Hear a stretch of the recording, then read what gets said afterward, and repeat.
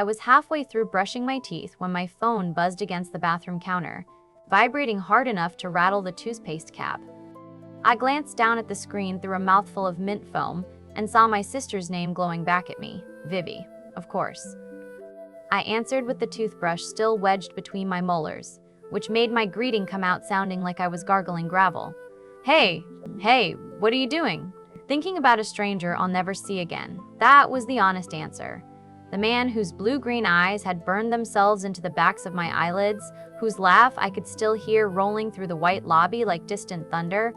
The man I would never meet, never name, never touch again, unless I put that cold metal helmet back on my head and pretended, for a few golden hours, that none of the rules applied. I spat into the sink. Not much. The sound was loaded. Suspicious. The kind of tone Vivi perfected in high school when she'd found my diary and read 3 pages before I caught her. So, do you want to tell me why I got an email about a new product you purchased? I nearly swallowed the toothbrush. Oh no, the confirmation email. I must have forwarded it to the wrong address. Or maybe I'd accidentally CC'd her when I was setting up the delivery. The machine was supposed to be my secret. My quiet, shameful, $1,200 secret. And it hadn't even survived a single night. Mira, you freak! She was laughing now, that sharp, delighted cackle that meant she was already composing the story she'd tell at Thanksgiving. You got yourself a little sex toy, didn't you? It's not a sex toy, all right? I finished brushing, rinsed, and wiped my mouth with the back of my hand. I got it because I heard they have a server for petting animals. It's supposed to be therapeutic. Plus, I was hoping to, make friends. A beat of silence. Then, why not go outside and pet a real dog? Talk to real people? You'd be saving a ton of electricity by not strapping a tinfoil hat to your skull every night. I rolled my eyes, even though she wasn't wrong. She never was, which was the most irritating part of having a sister who lived 300 miles away and still managed to see right through me.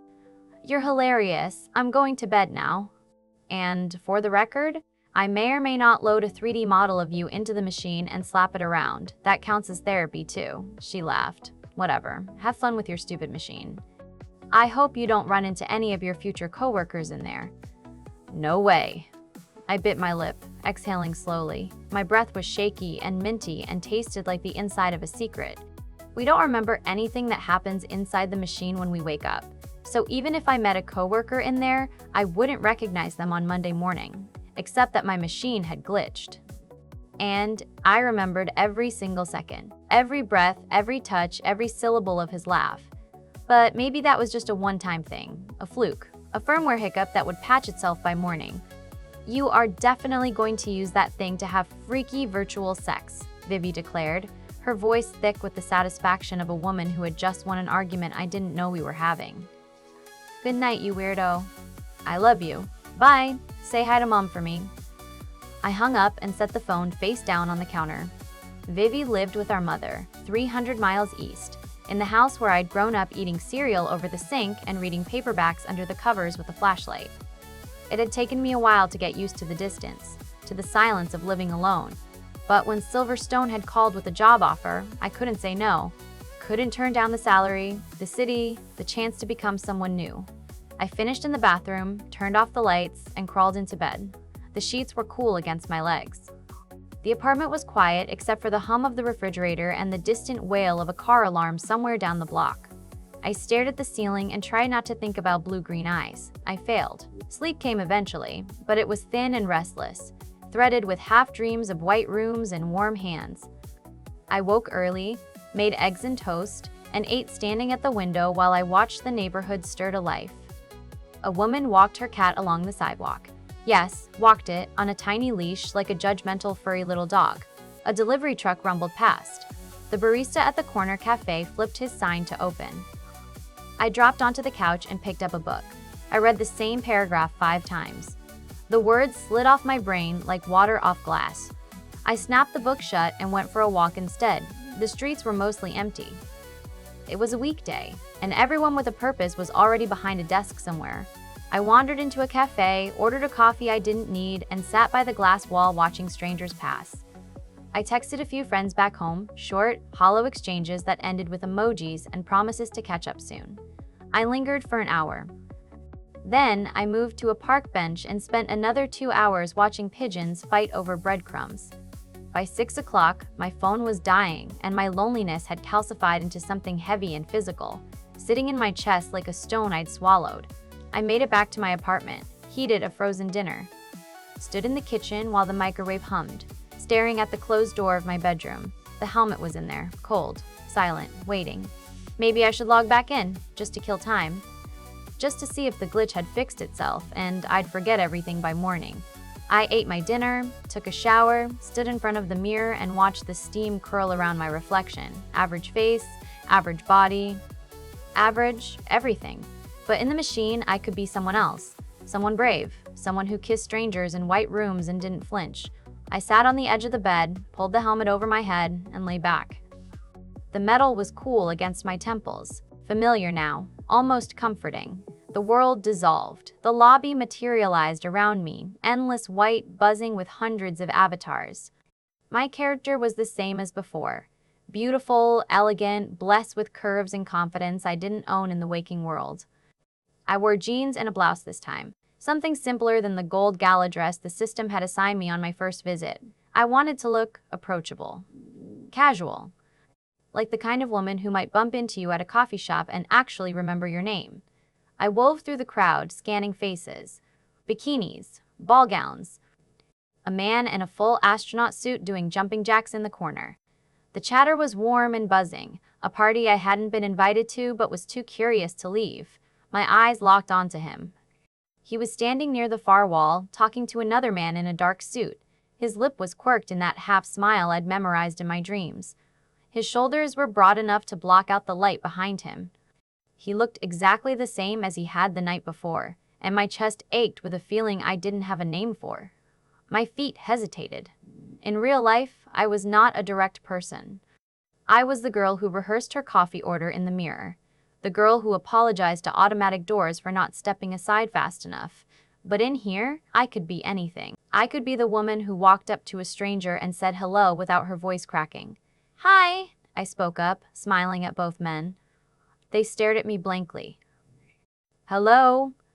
His voice dropped half an octave, warm and low, and the man beside him took the hint, dipped his head, and walked away. My heart throbbed. My stranger. My beautiful, impossible stranger. "What's your name?" he asked. "Mara," I lied. It was close enough to Mira, close enough to feel like me without being me. "And you?" He grinned, flashing perfect teeth, and ran a hand through his hair. The gesture was so casual, so unself-conscious, that it made my stomach flip. "Call me Dane. Do you want to get out of here?" My heart jolted, as if he'd suggested we leave the virtual world entirely. Step through the screen together and into something real. "Where?" I asked, trying to sound cautious. Trying to sound like a woman who had options and standards and wasn't currently lying in bed with her thighs pressed together, hoping he couldn't hear the way my breath had quickened. Somewhere more private. I glanced around the lobby, hundreds of strangers chatting, laughing, existing in their own little bubbles of simulated joy. I wouldn't mind being alone with him. I'd crave it, if I was being honest. "All right." He took my hand. The world transformed. The white walls melted into color green and gold and endless blue. The chatter faded. The people disappeared. And suddenly, I was standing in a forest clearing, the air cool and sweet against my skin. A fire crackled between two logs, throwing orange light across the ground. The trees rose tall and dark around us, their canopy a lattice of shadow and starlight. The sky above was a deep, impossible indigo, pricked with stars so bright they looked close enough to touch. I kicked off my shoes without thinking. The grass was cool beneath my bare feet, soft, real in a way that shouldn't have been possible through a helmet and a server farm. He led me to one of the logs and sat beside me. Exhaled into the night. I watched his Adam's apple bob as he swallowed, and I was mesmerized by the simple, masculine movement of it. "Are you cold?" His voice rumbled low, barely above the crackle of the fire. I wasn't. But I dipped my chin anyway, just to see what he'd do. He didn't disappoint. His arm came around my shoulders, warm and solid, and I leaned into him and let myself believe, for a few minutes that this was real, that we were just two people by a fire, that the world outside this simulation didn't exist. "Thank you," I whispered, entwining my fingers and looking up at the full moon. It was enormous, silver and perfect, hanging in a sky so dark it looked painted. "How did you create this map? I didn't see any tutorials about it." He paused. "My friend taught me a few tricks. That must be a smart friend." "Do you know any other tricks?" "No." His voice was quiet, almost shy. "I'm just a regular guy," I laughed. "Regular? I guess you can call me that too. Tell me more about yourself," he said. The request caught me off guard. No one asked me that. Not here, where everyone was busy being someone else. Not in the lobby, where conversations lasted 30 seconds before someone logged out or wandered off to find a better distraction. "But you won't remember me," I said, "or anything I share." He shrugged. "Maybe I will in my dreams." I laughed. So cheesy. But I thought about it, about what to say, about which pieces of myself I could hand over without feeling naked. "I'm alone right now," I said finally, "and I hate it. I've always been the kind of person who needs people around me, but at least I keep myself busy. I have this terrible habit of fixating on new things and trying them out. Recently, I got into ballet, so I pulled up some videos on the TV and tried to follow along." I winced at the memory. "Needless to say, I'm going to have to work overtime to replace all the furniture I broke." He laughed, that deep, rolling sound that filled the clearing and scattered the silence like birds from a wire. "And right now you're into stealing men's hearts in the machine?" I snorted. "No. Right now I'm reading about parachutes. I have a pair of granny panties my mom gave me last Christmas that might do the trick." He laughed again, and I loved the sound, loved that I could make him make it. "If you're going to jump off a balcony," he said, "at least do it in this simulated world so you don't break your neck." "But what's the fun in that?" We talked for hours. The fire burned low, the stars wheeled overhead. He told me little about himself, just fragments, impressions, but I got the sense that he, too, was alone. That behind the confidence and the broad shoulders and the easy laugh, there was a cold apartment and a glass of something strong and a silence he was trying to fill.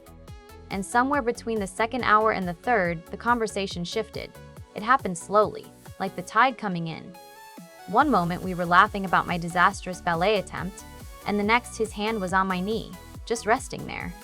Warm, heavy, a question without words. I didn't pull away. His thumb traced a small circle on the fabric of my jeans. The fire popped and sent a shower of sparks into the dark. I watched them rise and disappear, and when I looked back, he was watching me. Not the fire, not the stars. "Me, Mara," he said, just my name, but the way he said it, low, rough, like he was tasting it, made my breath catch somewhere between my lungs and my throat. "Yeah?" He leaned in, slowly, giving me time to pull away, to turn my head, to laugh it off and say goodnight and log out and pretend this never happened. I didn't. His lips touched mine, soft at first, tentative, like he was testing whether I was real, whether this was allowed, whether I'd shatter if he pressed too hard. I didn't shatter. I leaned into him. His hand moved from my knee to my hip, curving around the bone, pulling me closer. The log beneath us was hard and unyielding, but I didn't feel it. All I felt was him, the heat of his palm through my jeans, the roughness of his jaw against my cheek, the way his breath hitched when I opened my mouth and let his tongue slide inside. The kiss deepened. His fingers curled into the fabric at my hip, gripping, pulling, shaping me against him like I was something he wanted to memorize with his hands. I gasped into his mouth, and the sound was swallowed by the fire, by the trees, by the vast, indifferent sky above us. His other hand found my breast, cupped it gently, testing the weight, the give. I arched into the touch before I could stop myself, a small, involuntary sound escaping my throat.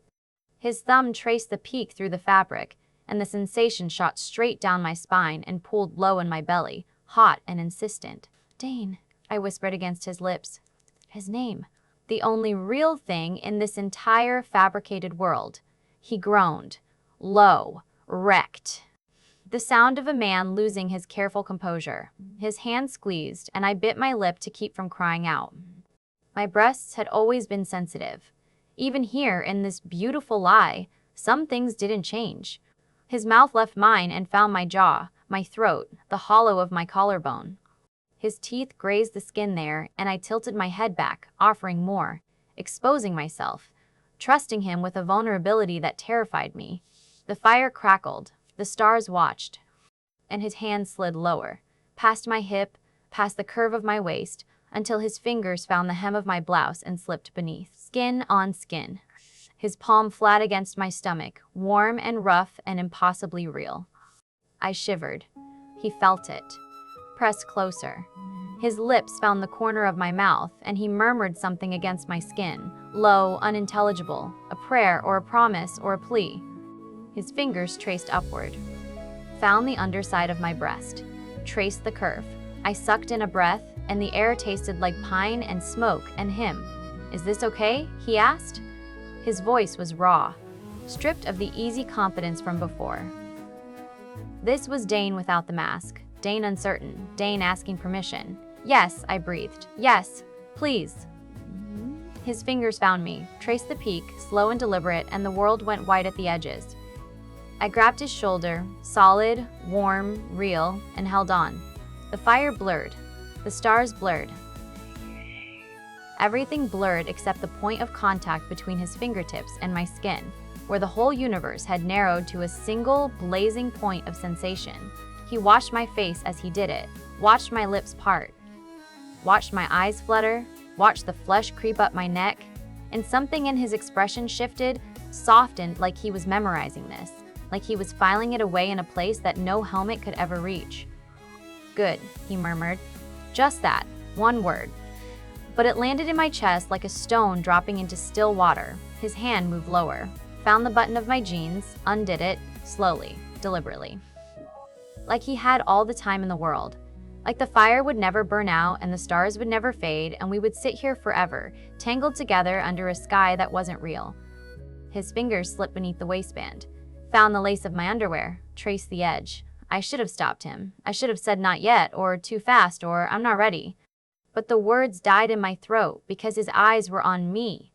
Blue-green, endless, full of a hunger that matched my own.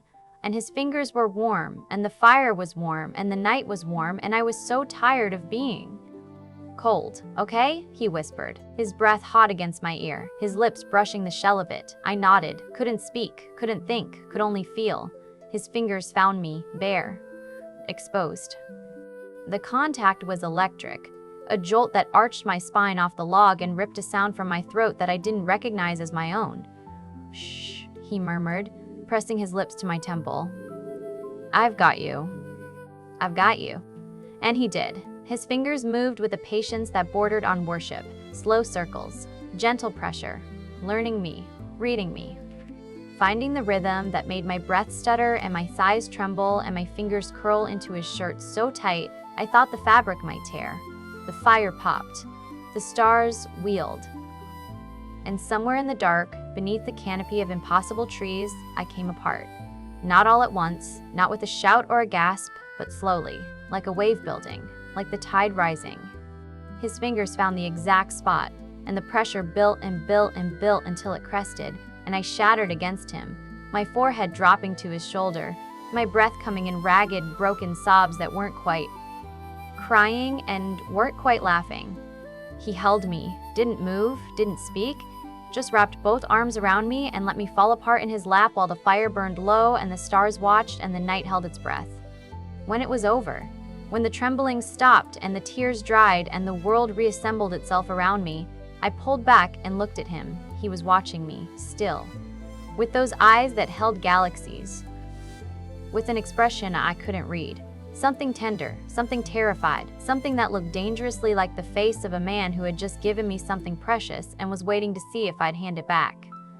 "Hi," I whispered. My voice was wrecked. "Small," he smiled, slow, warm, the kind of smile that reached his eyes and crinkled the corners and made him look 10 years younger. "Hi," he said back, and then he kissed me again. And this time, there was no pretending, no performance, no careful construction of a confident woman who didn't exist. This was me. Messy, shaking, bare in every way that mattered. And he kissed me like I was enough.